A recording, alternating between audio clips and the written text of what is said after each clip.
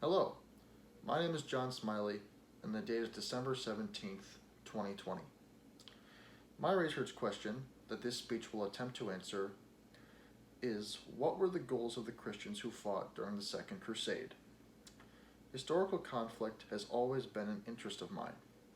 My first project in this course was on the raising and training of men in the Greek city-state of Sparta, covering the trials that they went through to become some of the strongest warriors of the ancient world. My second project was on the myth surrounding the foundation of Rome, which is characterized by Romulus's killing of his brother Remus. Whether we like it or not, conflict is an integral part of human history, and I believe studying and understanding these conflicts is the best way to avert future ones. One such set of conflicts was a series of religious wars fought between Christians and Muslims in the 11th century CE. While the First Crusade ended when Jerusalem was taken by the Christians in 1099, the lesser-known Second Crusade would begin 48 years later. After the First Crusade concluded, 4 Crusader states were established in the region when it was taken by Christians. One of these Crusader states was called Edessa, which was taken by the Turks under the command of Amid ad-Din Zengi in the year 1144. In response to this, on December 1st, 1145, Pope Eugene III would call for the people of Europe to take back Edessa and defend the Holy Land. Conrad III of Germany and Louis VIII of France would gather 20,000 and 15,000 troops respectively and march their forces toward the Holy Land in 1147. With that, the Second Crusade had begun. The Europeans were eager to win back the glory that permeated the First Crusade. However, they ultimately would be unsuccessful in their endeavor. The first major battle of the Crusade was the Second Battle of Dorylaeum, where the Germans would suffer a colossal defeat. This was due to Conrad moving his troops into Turkey without reinforcements from the French and a severe lack of supply for his armies. Conrad and his army faced the Seljuk Turks alone, and Conrad was injured in the ensuing battle.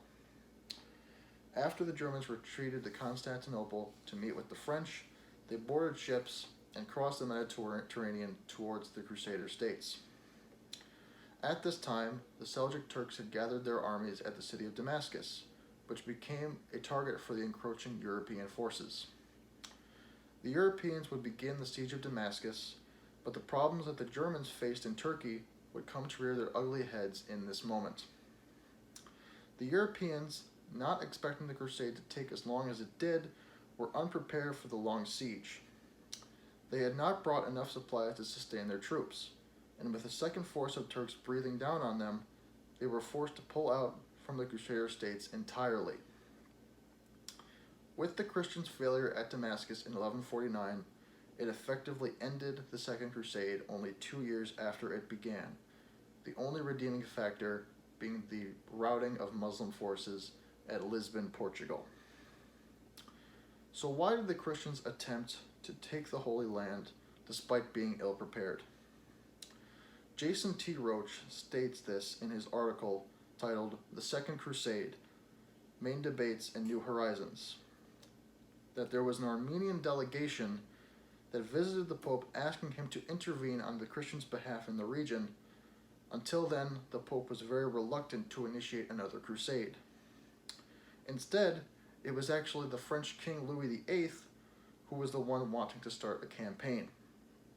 According to Roche, Louis VIII wanted to gather support and head for an expedition to the Holy Lands at his Christmas court at Burgess in 1145, and that he did not know anything about the Pope's quantum predecessores, and this quantum predecessores meant as our predecessors, and it was a public decree from the Pope to launch a crusade.